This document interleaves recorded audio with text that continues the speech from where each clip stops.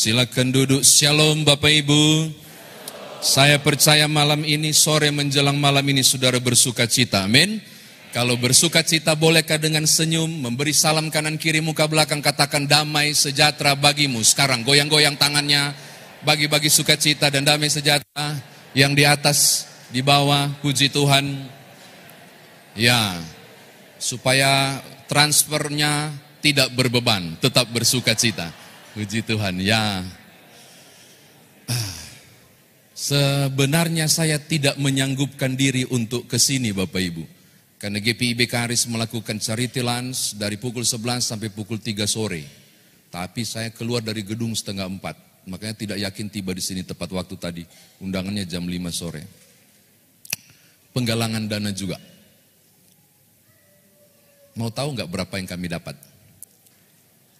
Enggak mau kasih tahu. Satu kali saya mulai dengan ilustrasi ya, saya diberi kesempatan hanya 15 menit, jadi saya mau cepat. Satu kali,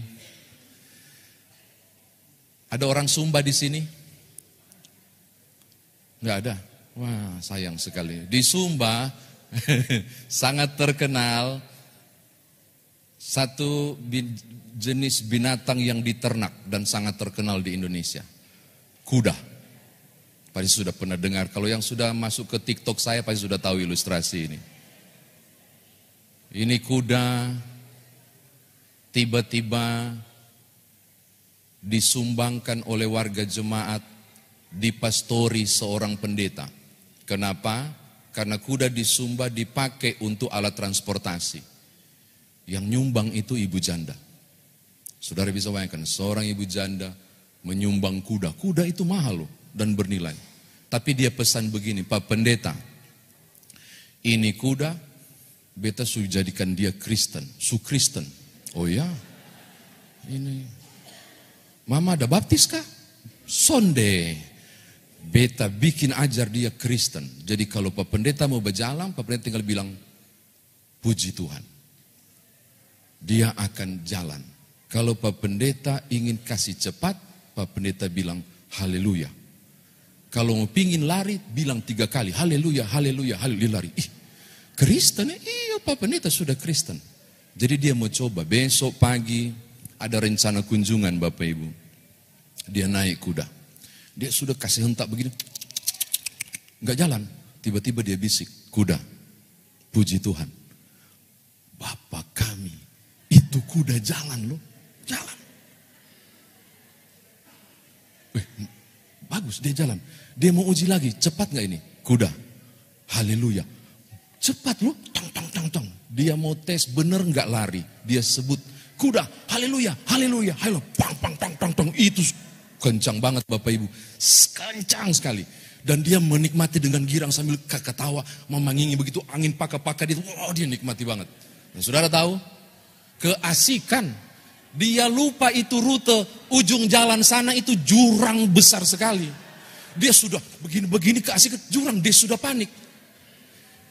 Dia lupa bahwa ketika ibu janda itu meninggalkan tempat, sempat berbalik badan dan bilang begini, tapi kalau Pak Pendeta mau kasih berhenti satu saja, bilang amin. Tapi itu kan pesan sambil lalu tuh, jadi antua lupa, kuda berhenti, enggak berhenti. Kuda berhenti, dalam nama Yesus berhenti, enggak berhenti dia. Tiba-tiba puji Tuhan dia dapat ingat itu ibu janda bilang amin. Dia bisik tiba-tiba, kuda amin, berhenti kok, amin. Set, dia berhenti begitu. Leganya minta ampun. Dia turun, sudah di bibir jurang, dia turun, dia berlutut berbilang, oh Tuhan haleluya, puji Tuhan kau selamat. Itu kuda melompat, tang, ke belakang. Sudah tangkap maksud saya? Kekristenan yang tidak tulen. Hari ini saya mau ceritakan tentang kekristenan yang luar biasa. Terbentuknya jemaat Filipi tentang kekristenan yang sangat hebat. Yang sampai kemudian saudara bisa membaca penggalan perjalanan kekristenan dari surat Filipi. Dari kisah yang luar biasa pada seruan menyeberanglah kemari, tolonglah kami. Bapak Ibu ada yang, kalau anak-anak muda saya ragu, dorang tahu atau enggak. Evander Holyfield, petinju kelas berat yang mengalahkan Mike Tyson, itu tahun berapa ya? Saya masih SMA kah sudah kuliah itu. Dia menggunakan sabuk di sininya. Tertulis Filipi 4 ayat 13. Segala perkara dapat kutanggung di dalam Dia yang memberi kekuatan kepadaku. Tahukah saudara, ayat ini enggak pernah ada. Kalau Kisah Rasul pasal 16, ayat 9 tidak terjadi. Waktu itu, setelah Paulus selesai menyebarkan hasil keputusan sidang sinode Yerusalem, bahwa boleh menginjili jemaat non bersunat, yang tidak bersunat bisa jadi anggota gereja, dia selesai keliling, dia dapat ide untuk pergi berkunjung ke Galatia waktu itu. Tapi Roh Yesus bilang enggak boleh. Dia pindah untuk ke Asia Kecil. Tapi Roh Kudus bilang enggak boleh. Perhatikan ya itu, Roh Yesus, Roh Kudus itu sama. Enggak boleh. Lalu tiba-tiba ayat 9, saudara menemukan Kisah Rasul 16, dapat penglihatan sangat hebat. Di penglihatan itu terungkap hal yang luar biasa. Ada seorang laki-laki dari Makedonia, itu bunyi apa ini? Lagi sama-sama kita beribadah ya. Saya sudah sampai di mana? Makedonia berseru begini, Paulus menyeberanglah kemari, tolonglah kami. Saya mau kasih tahu saudara. Sampai Holyfield bisa pakai itu, saya mau kasih tahu. Andai kata peristiwa ayat 9 tidak direspon Paulus di ayat 10. Ayat 10 bilang, dia langsung bergegas dan bilang begini, ini panggilan Tuhan. Ketika dia bilang begitu, berangkat dia ke Makedonia. Tahukah saudara, kota pertama yang dikunjungi di Makedonia adalah kota Filipi.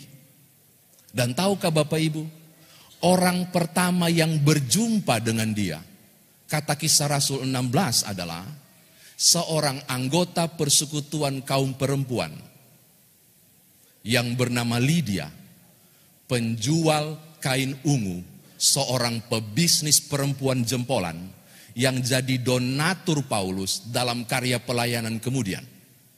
Dia yang undang di rumah, dia yang kasih makan. Andai kata Paulus tidak memilih merespon, menyeberanglah kemari, tolonglah kami, dia tidak ke kota Filipi, dia tidak akan berjumpa dengan satu orang laki-laki yang pekerjaannya adalah kepala penjara Filipi. Dan tidak berjumpa dengan Paulus, maka kepala penjara Filipi dan seisi rumah tidak dibaptis. Tahukah saudara bahwa Lydia dan keluarganya, kepala penjara Filipi dan keluarganya adalah cikal bakal jemaat Filipi. Terbentuk dari respon Paulus bilang mendengar, menyeberanglah kemari, tolonglah kami. Tahukah Bapak Ibu, andai kata tidak ada dua keluarga ini, maka tidak akan pernah ada jemaat Filipi. Dan kalau jemaat Filipi tidak ada, maka tidak akan ada surat kepada jemaat Filipi. Dan kalau surat kepada jemaat Filipi tidak ada, tolong robek sekarang surat Filipi, nggak ada itu. Hanya 65 kitab, tidak ada 66 kitab. Tapi andai kata surat Filipi tidak ada, siapapun yang bergumul dan tergoncang luar biasa tidak akan diberkati oleh Filipi pasal 4 ayat 13 untuk berani berseru, segala perkara dapat kutanggung di dalam Dia yang memberi kekuatan kepadaku. Saya mau bilang begini, dari respon sederhana Paulus pada penglihatan, menyeberanglah kemari dan tolonglah kami, satu jemaat dibentuk, satu surat tertulis, dan sampai sekarang surat itu masih menjadi berkat, kekuatan dan pengajaran. Amin. Aminnya loyo sekali. Yang capek saya loh, aku dari jam 10, makanya kalau saudara lihat mukaku minyak ini minyak dari jam 10 sampai di sini.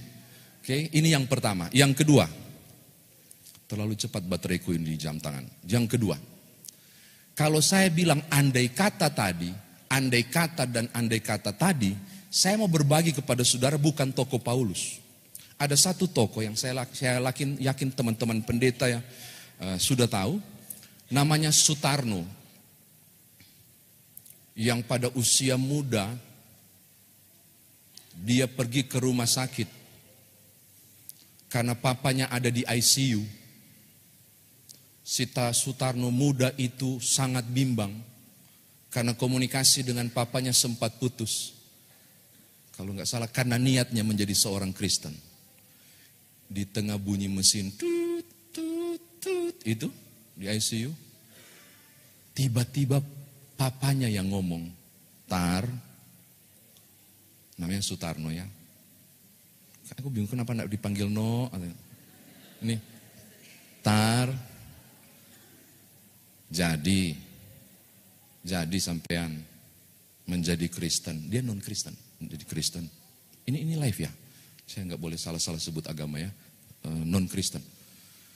Jadi mau jadi Kristen, dia mau bilang iya, dia takut papanya nanti makin parah, tapi mau bilang tidak, dia bergejolak luar biasa. Tiba-tiba dengan segan dan sangat santun dia bilang, kalau papa izinkan, kalau papa restui, nggih pak, saya mau jadi Kristen. Sunyi, tidak ada suara, sangat sunyi waktu itu. Nah kayak begini sunyinya. Tiba-tiba papanya ngomong begini, ya wis, kalau mau jadi Kristen sambil terbata-bata. Orang tua tuh lagi sakit. Kalau mau jadi Kristen yang baik. Kalau mau jadi Kristen, silakan. Kapanpun sampai informasi, mau dibaptis kapan, silakan. Tapi jadi Kristen yang taat. Di buku 70 tahun, Sutarno itu, saya baca bibliografinya sangat bagus sekali. Saudara tahu tokoh ini? Dia adalah pendeta Dr. Sutarno yang batal mengambil jurusan arsitek ITB dan beralih ke Sekolah Tinggi Teologi Jakarta.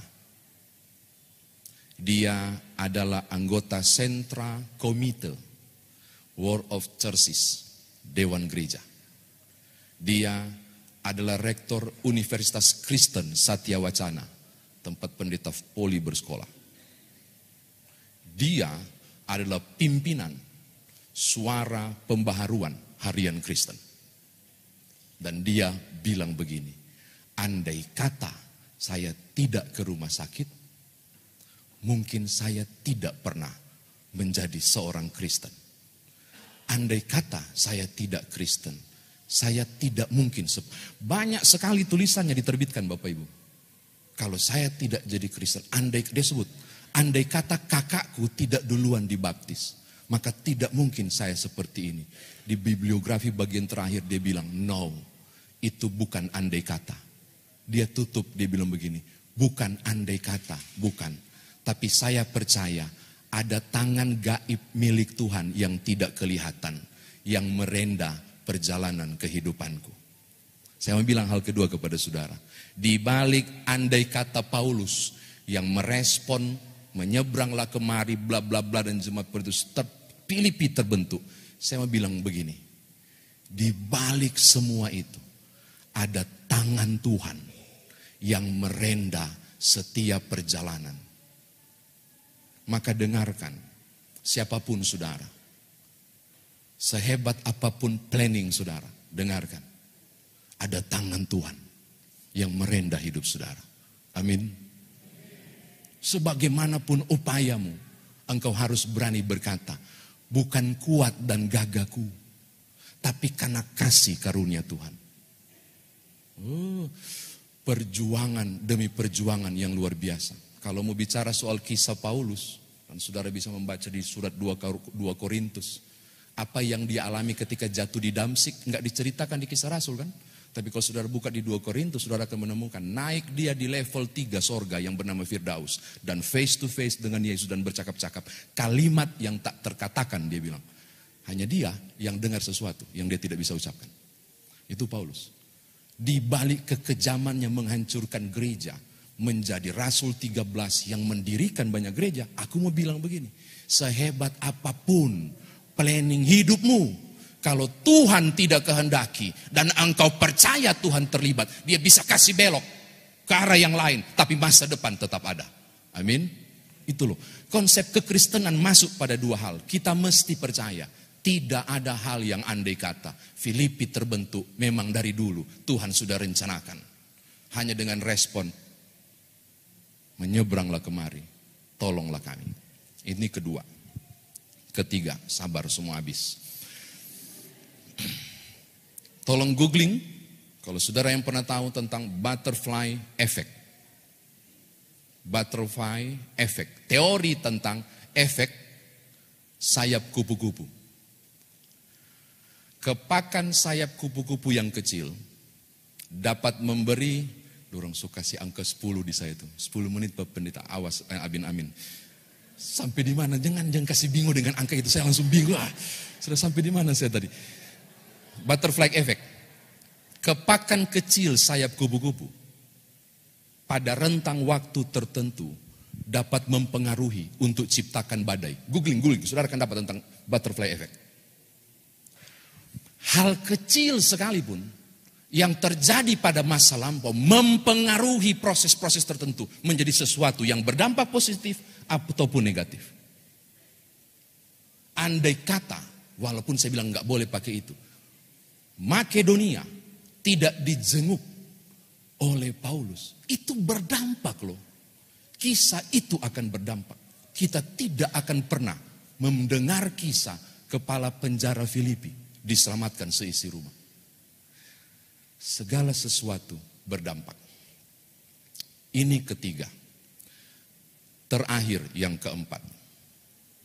Berdampak sekalipun, apapun yang dibuat berdampak. Dan mempercayai bahwa kuasa Tuhan melampaui segala akal, turut terlibat merendah. Saya mau kasih tahu Bapak Ibu, tetapi di balik suksesnya Filipi menjadi besar, bukan cuma karena Paulus, bukan hanya tangan Tuhan yang merendah, tapi cara merendahnya luar biasa. Menghadirkan Lydia, pebisnis wanita, menghadirkan kepala penjara Filipi. Mundur 1 pasal, saudara akan menemukan ada Silas yang temani. Mundur lagi 1 perikop, saudara akan menemukan si Timotius muda baru baku dapat dengan Paulus. Baru Paulus bilang, lu ikut gue.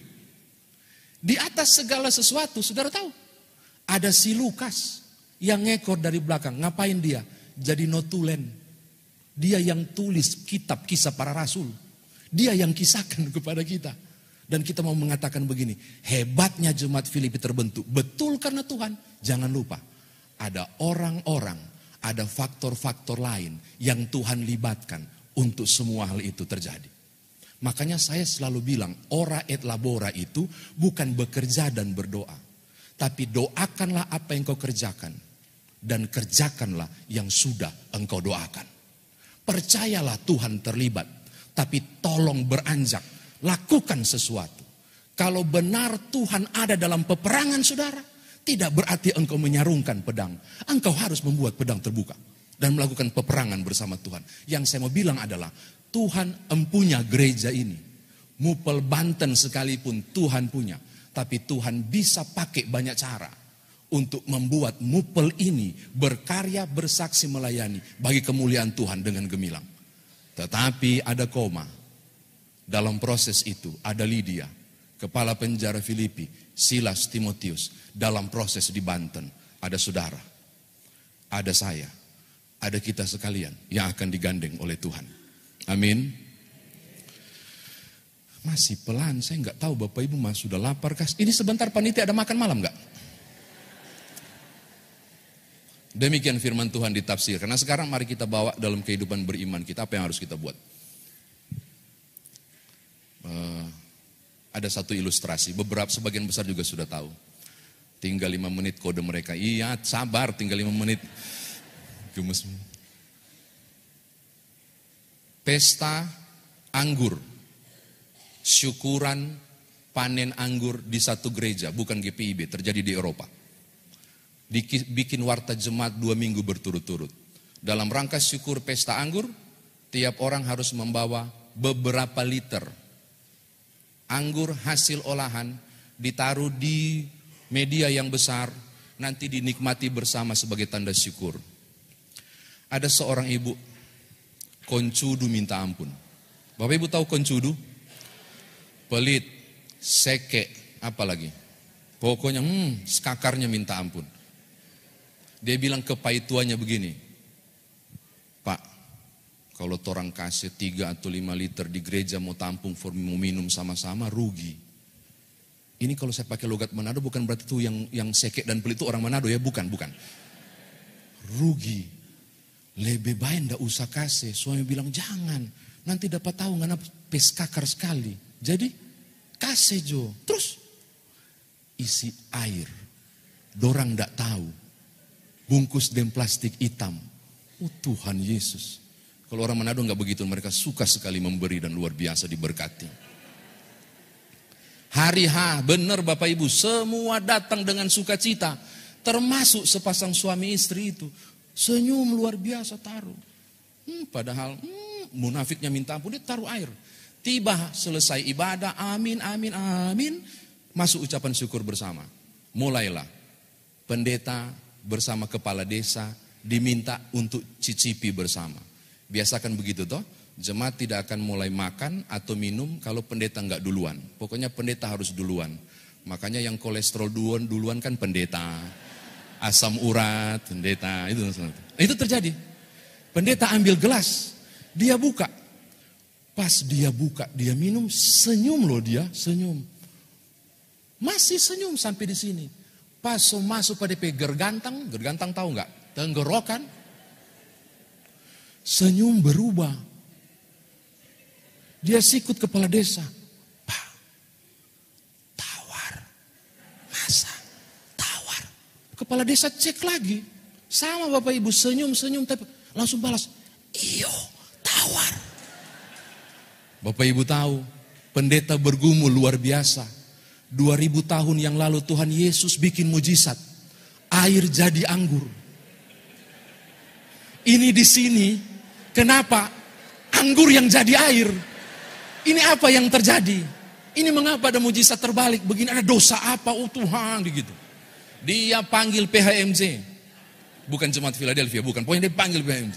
Dia bikin kelompok 7. Diberi kesempatan cuma boleh 3 hari. Cari tahu ada masalah apa. Kenapa ada mujizat terbalik seperti ini. Ini kan persoalan. Kalau misalnya dipanggil majelis sinode dia kan. Jadi berusaha pecahkan. Tidak butuh 3 hari. Cuma 2 hari. Mereka melapor. Berita acara dibikin. Tanda tangan. Terutama yang tanda tangan ketua 4. Mupel, Banten, bagian PEG. Tanda tangan. Saudara tahu apa hasilnya?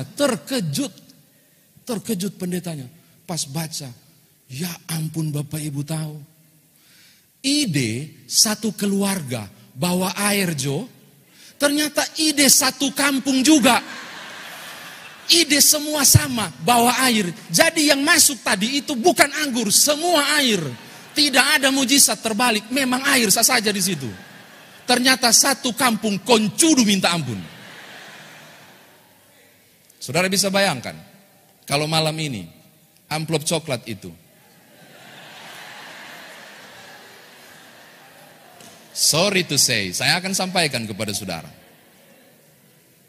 Kalau Paulus tidak menjawab, menyeberanglah kemari, tolonglah kami. Sudah Jo. Orang lain Jo yang scan tuh barcode. Atau pura-pura sebentar kita scan padahal tanda isi.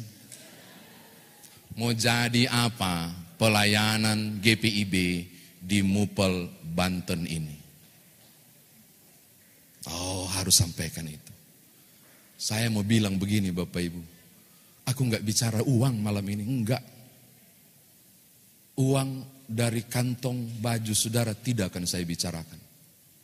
Aku mau bicara soal pemberian dari kantong hati saudara. Dengarkan. Kalau kantong baju, bendahara mupel, ketua 4 mupel yang catat. Kalau dari kantong baju. Tapi kalau dari kantong hati, Tuhan yang catat. Saya enggak mempropaganda ini. Betul, Tuhan Yesus yang bilang. Waktu janda miskin kasih persembahan. Semua bersorak luar biasa. Orang lain datang dengan pundi-pundi. 2 peser dikasih masuk janda itu, tidak ada yang ngomong. Tapi Yesus bilang, ini yang lebih besar. Kenapa? Bukan dari kantong baju. Karena mau mati itu makanan hari ini. Yang dia kasih itu kehidupannya hari ini. Tapi dari kantong hatinya. Maka malam ini walaupun itu MC Soul, tadi saya hitung ada 7 kali dia ngomong. Jangan lupa isi. Abaikan, tolong abaikan. Malam ini dengarkan saya. Kalau saudara tahu bahwa engkau bisa dipakai Allah untuk menggiring penyeberangan ke Filipi. Dan jemaat besar terbentuk. Dan kalau saudara percaya, malam ini Tuhan bisa pakai saudara menjadi alat Tuhan. Agar Mupel Banten punya PKA bisa jalan. Dan Tuhan ditinggikan di Mupel ini. Mulai dengan kantong hatimu. Saya mau kasih jauh mic. Dan saya mau menantang saudara. Untuk membandingkan acara kami tadi siang.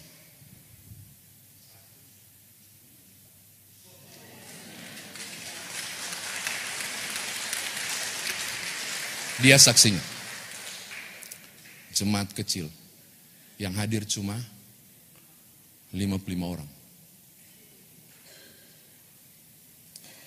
Ini mupel. Ini mupel. Saya percaya Tuhanmu kaya. Dan saya mau bilang begini. Engkau diberkati. Bukan soal apa yang engkau beri. Tapi kesungguhan hatimu menopang karya pelayanan. Dengarkan ini. Bekerja untuk Tuhan. Jeripayamu tidaklah sia-sia. Amin. Jangan cuma amin scan sekarang. Maka saya mau tutup, mau bilang begini. Segala perkara dapat kutanggung di dalam Tuhan yang memberi kekuatan kepadaku. Saya mau kasih koma. Tuhan dapat memakai aku untuk jadi kekuatan bagi orang lain. Termasuk pelayanan di Mupel Banten ini. Pernah dengar penyembuhan di kolam Siloam? Kenapa Bapak Ibu? Itu dimulai dari Tuhan Yesus menyembuhkan orang buta sejak lahir di kolam Siloam. Mundur ke belakang tahu enggak? 700 tahun sebelumnya, Raja Hizkia, wilayah selatan lagi diserang Asyur.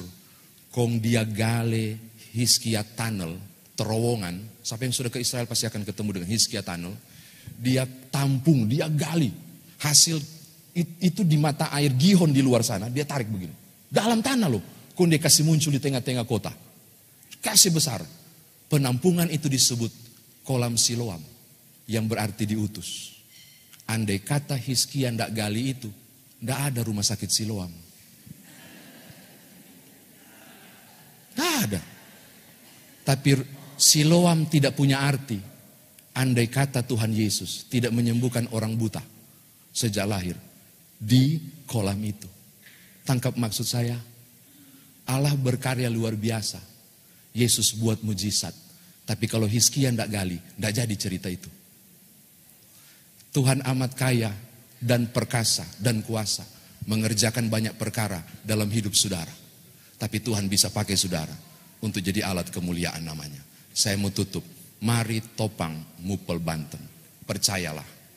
Kepakan sayap kupu-kupu ini bisa menciptakan badai. Gerakan kecil saudara malam ini bisa jadi besar untuk kemuliaan nama Tuhan di Mupel ini. Tuhan berkati saudara. Haleluya. Amin.